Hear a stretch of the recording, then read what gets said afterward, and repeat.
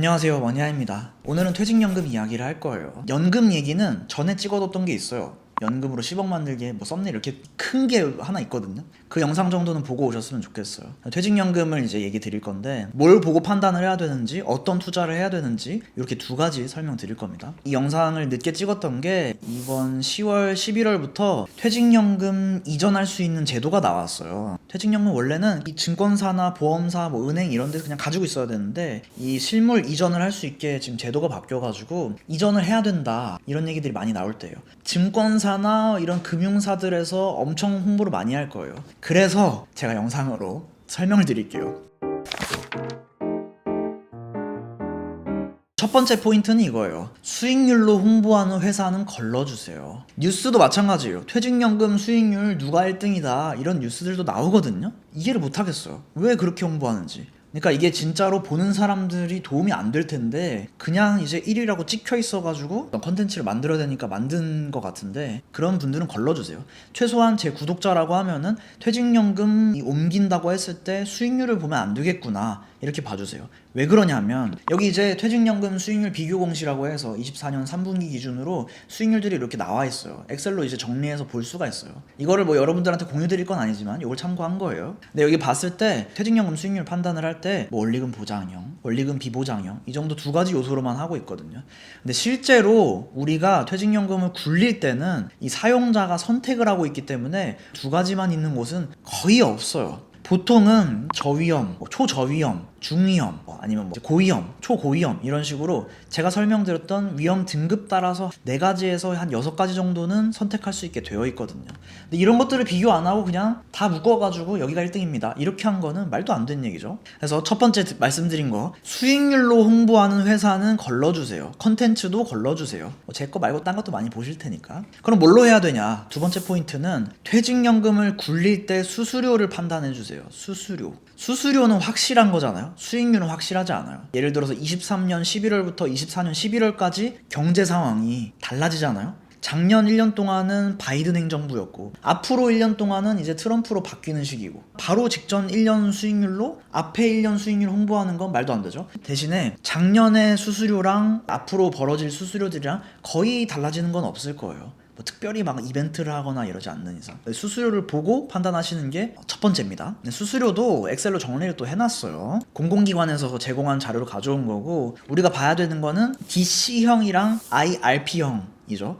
DB형은 회사에서 알아서 굴려주고 있기 때문에 우리가 할 게 뭐가 없어요. 그냥 이제 회사가 잘못한 거예요 다. 만약에 내가 회사 다니고 있는데 우리는 퇴직연금 DB형으로 하겠습니다. 대표님이 이렇게 하잖아요. 그럼 내가 할 게 없어. DB형은 그냥 DB형이구나. 이 끝입니다. DC형 같은 경우는 회사에서 어느 정도 이제 기여를 해주고 있고 거기다가 이제 내 부담금도 약간 들어가 있고 이게 반반 들어가 있으니까 그거를 내가 어떻게 선택해야겠다 이런 거예요. 회사에선 돈만 주고 운용하는 거, 그러니까 투자를 뭐 할지 선택하는 거는 내 몫이에요. 이게 DC형이거든요. DC형도 이렇게 해줄 수 있어요.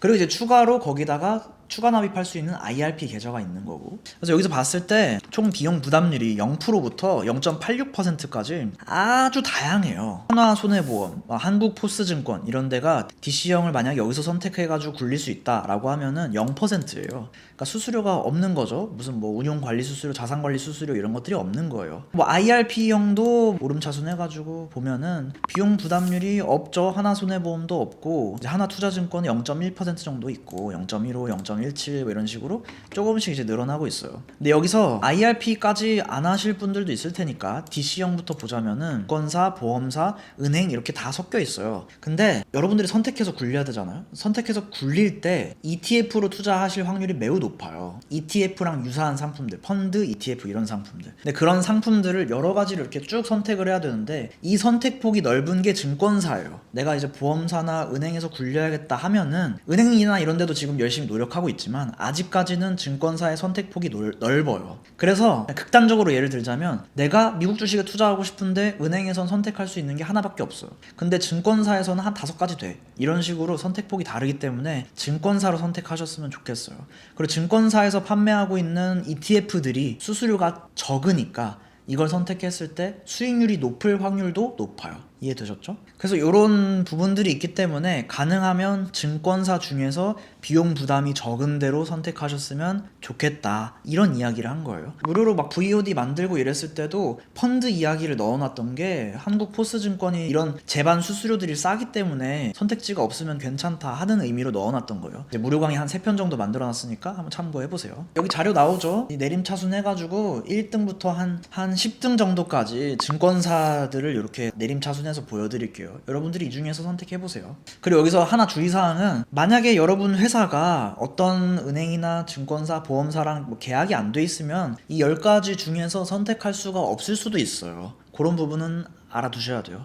그 다음에 두 번째 주의사항은, 이 비용 부담을 체크를 한 게 23년도예요. 그러다 보니까 2024년 이 이후에 수수료나 이런 것들이 어떻게 될지는 뭐 이벤트가 있고 뭐 특판이 있고 이러면은 좀 더 괜찮을 수도 있어요. 그래서 그런 부분들이 있으면은 또 알려드릴게요. 주의사항이 몇 가지가 있어요. 그냥 인사팀 전화해가지고 바꿔주세요 이렇게만 하면은 재무 담당하시는 분도 좀 화날 수도 있으니까 주의사항도 얘기 드릴게요. 꼭 여기 들어보세요. 첫 번째, 회사가 선택한 퇴직연금 사업자 안에서만 고를 수 있습니다.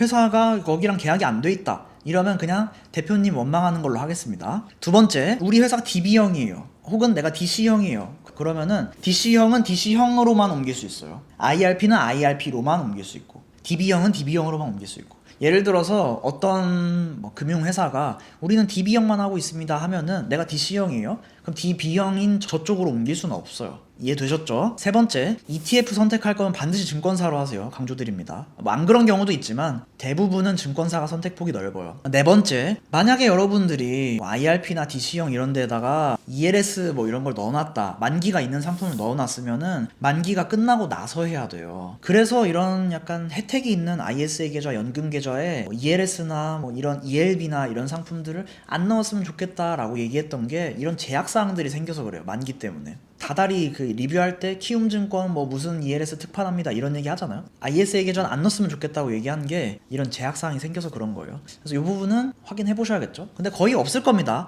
대부분 다 예적금으로만 초저위험으로 불리고 있을 거기 때문에 이런 경우는 잘 없긴 할 거예요. 어쨌든 좀 관심 있으신 분들은 넣어놨을 수도 있으니까 설명드렸어요. 지금 뭐 얘기 드릴 건 다 드렸어요. 영상 요약을 하면은, 첫 번째, 수익률로 홍보하는 회사는 걸러주세요.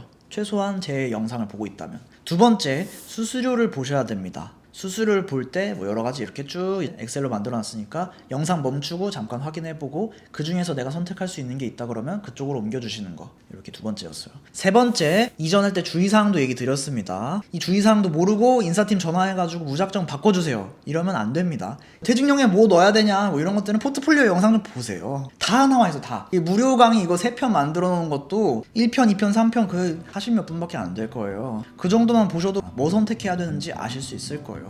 여기까지 설명드렸습니다. 또 연금 관련해서 얘기도 드릴게요. 실질적으로 여러분들한테 도움될 수 있게. 네, 오늘 영상 여기까지 할게요. 행복한 하루 되세요.